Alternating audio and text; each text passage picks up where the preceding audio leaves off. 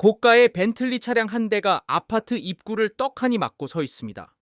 지난 4일 경기도 김포의 한 아파트에서 입주민이 자신의 차량을 아파트 입구에 세워두고 떠나 1900세대 주민들이 큰 불편을 겪는 황당한 사건이 발생했습니다.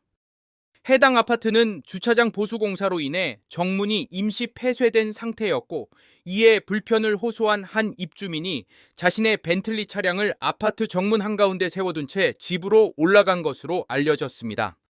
신고를 받은 경찰이 현장에 출동했지만 차주는 차를 빼지 않고 버틴 것으로 전해졌습니다.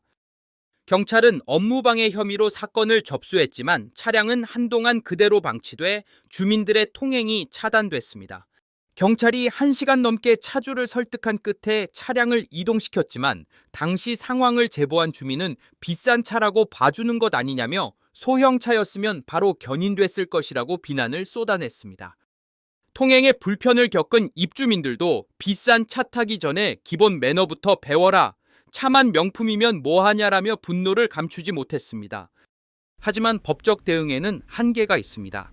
아파트 내부 도로는 사유지로 분류돼 통행로를 막아도 경찰이나 지자체가 강제 견인을 할 수가 없기 때문입니다.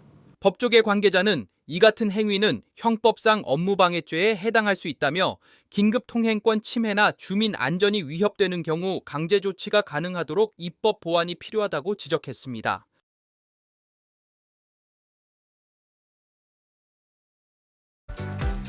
우클릭 두 번째 검색어는 입구 막고 사라진 초고가 외제차주입니다. 최근 온라인 커뮤니티에 주차 빌런이 저희 아파트에도 나타났다며 어떻게 대처해야 하나요? 라는 제목의 글이 올라왔습니다.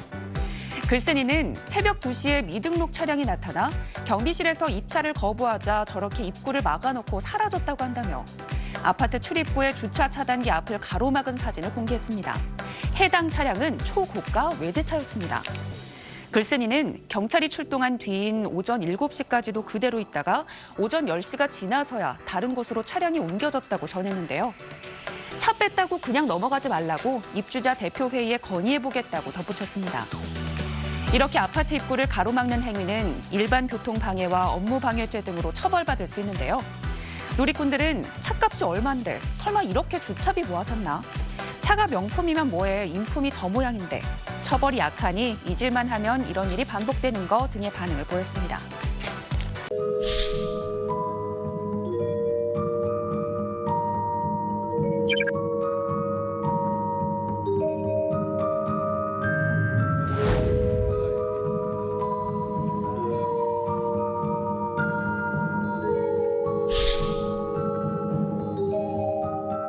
출퇴근할 때 애 아빠 늦었다고 난리 났었어요. 등원하는데 어려움이 있었죠. 애들이 좀 오래 걸렸고.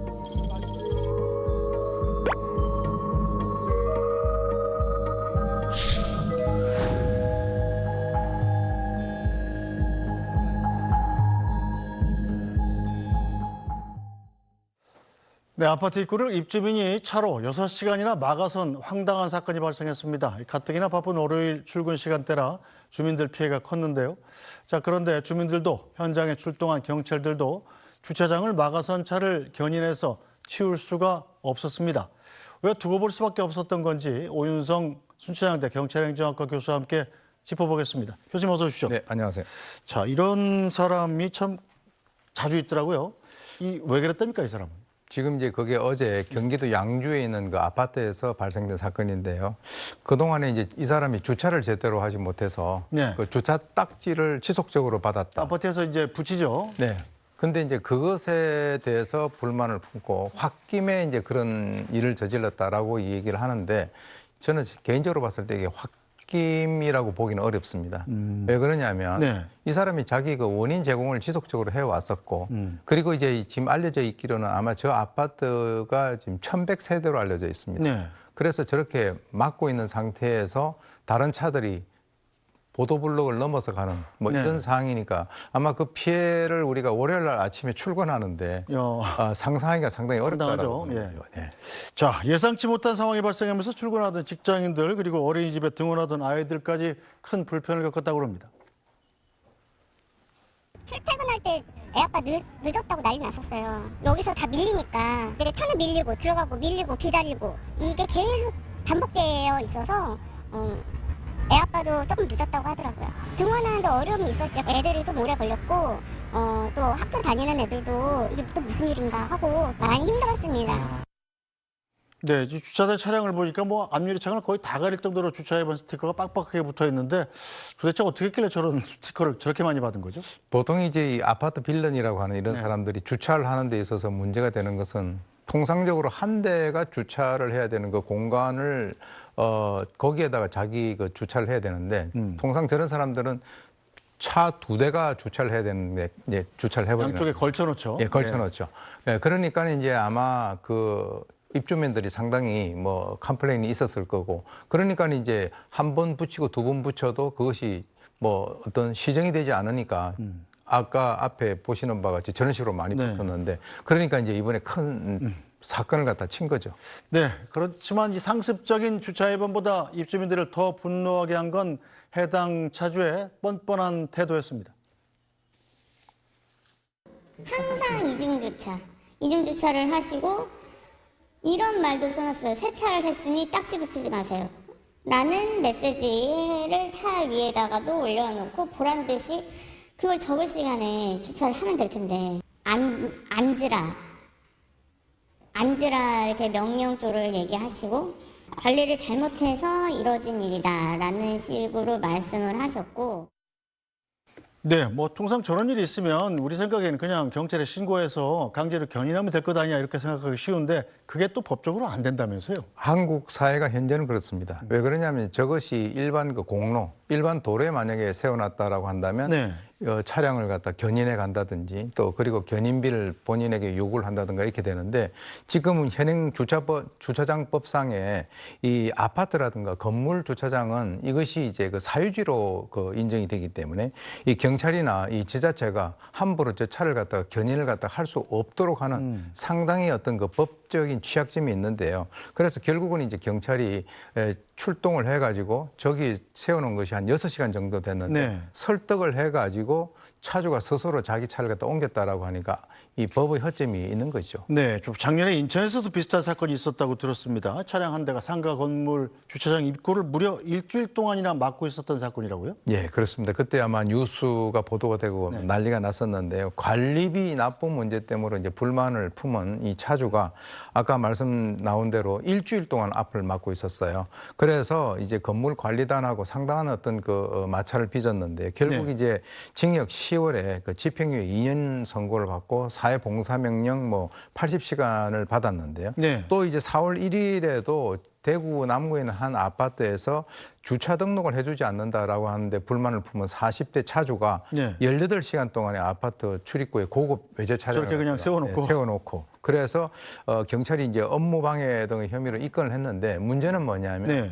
이 사람들에 대한 어떤 처벌이라고 하는 것이 그렇게 아주 강하지가 않기 때문에 이 정가가 남는 데 있어서 이런 사람들 중에서는 별로 개의치 않는 사람들이 많다라고 하는 것이죠. 그래서 뭐 벌금을 받아봐야 한 100만 원 이내니까 나 100만 원 내고 난 너희들 좀 골탕을 먹이겠다. 이런 사람들에게는 어떻게 보면 속수무책이라는 의미입니다. 네, 자, 이렇게 아파트나 상가에서 불법 주차로 문제가 생기는 경우가 굉장히 많은데 특히 가장 큰 문제가 뭔가요?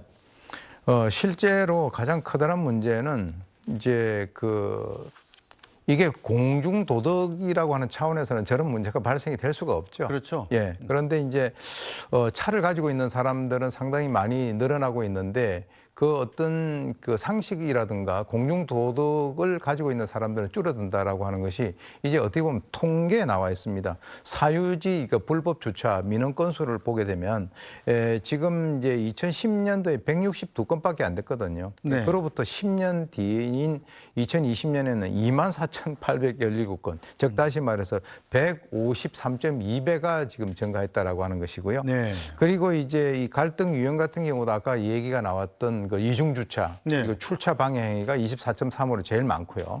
그리고 이제 외부 차량이 무단 주차한 것이 21.5%, 또 주차장 진입로 이 진출입 방해하는 거, 뭐 이게 다 연결돼 있습니다. 네. 그게 한 20.5%. 네. 그러니까 상식 법과 어떤 공중도덕심만, 즉 다시 말해서 초등학교만 제대로 나와도 저런 행위를 갖다가 하지 않는 것은 확실하죠. 근데 어쨌든 뭐 상식과 공주도덕이 없는 사람들이 있으니까 이런 문제는 좀 법을 정해서 강력히 처벌할 수 있도록 해야 되는 건 아니겠습니까? 그렇습니다. 이제 법이 마련돼야 된, 이 법이라고 하는 것은 이제 일반 상식이라든가 공중도덕으로서 어떤 제어를 하기 힘들 때 이제 개입을 하는 것인데, 실제 이제 그 이른바 주차빌런 강력처벌법이다라고 하는 것이 이미 이 주차장법 개정안이 국회에 발의가 됐습니다. 네. 됐는데 문제는 뭐냐면 현재 이제 국회 국토위에 계류 중인데, 이번에 이제 국회가 완전히 종료되면 그것이 전부 다 없어져 폐기돼 버리겠죠. 버리죠. 폐기되죠.